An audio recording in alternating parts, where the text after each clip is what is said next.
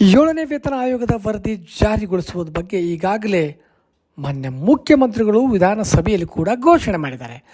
July 15ರಂದು ನಡೆದಿರ್ತಕ್ಕಂಥ ಸಚಿವ ಸಂಪುಟ ಸಭೆಯಲ್ಲಿ ಇದರ ಬಗ್ಗೆ ಸ್ಪಷ್ಟ ತೀರ್ಮಾನ ಕೈಗೊಂಡು ಜುಲೈ 16ರಂದು ವಿಧಾನಸಭೆಯಲ್ಲಿ ಮಾನ್ಯ ಮುಖ್ಯಮಂತ್ರಿಗಳು ಇದರ ಬಗ್ಗೆ ಜಾರಿ ಮಾಡ್ತಕ್ಕಂಥ ಬಗ್ಗೆ ಘೋಷಣೆಯನ್ನು ಮಾಡಿದರೂ ಕೂಡ ಒಂದು ವಾರ ಕಳೆದರೂ ಕೂಡ ಇನ್ನೂ ರಾಜ್ಯ ಸರ್ಕಾರ ಆದೇಶವನ್ನು ಹೊರಡಿಸಿಲ್ಲ. ಏಕೆ ಅಂತಕ್ಕಂಥ ಯಕ್ಷ ಪ್ರಶ್ನೆ ರಾಜ್ಯ ಸರ್ಕಾರ ನೌಕರರನ್ನು ಕಾಡುತ್ತಿದೆ.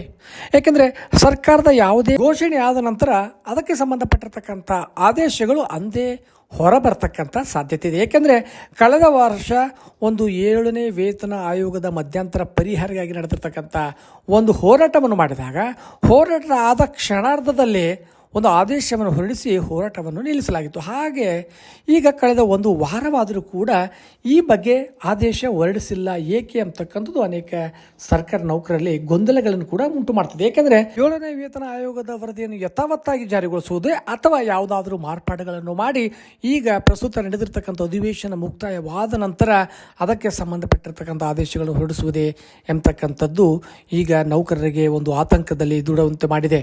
ಏಕೆಂದರೆ ಈಗ ಅಧಿವೇಶನದಲ್ಲಿ ಈ ಬಗ್ಗೆ ಆದೇಶ ಹೊರಡಿಸಿದರೆ ಅದರಲ್ಲಿ ಏನಾದರೂ ಮಾರ್ಪಾಡುಗಳು ಮಾಡಿದರೆ ಪಕ್ಷಾತೀತವಾಗಿ ವಿರೋಧ ಪಕ್ಷಗಳು ಹೋರಾಟ ಮಾಡಬಹುದು ಅಂತಕ್ಕಂಥ ಒಂದು ಹಿನ್ನೆಲೆಯಲ್ಲಿ ಆದೇಶ ಹೊರಡಿಸಲು ಎಂಬ ನೀತಿ ಅನುಸರಿಸುತ್ತಿದೆಯೇ ಎಂಬ ಯಕ್ಷ ಪ್ರಶ್ನೆ ಕಾಡುತ್ತಿದೆ. ಹಾಗಾಗಿ ಯಾವಾಗ ಆದೇಶ ಹೊರಡಿಸುವುದೋ ಕಾದು ನೋಡೋಣ.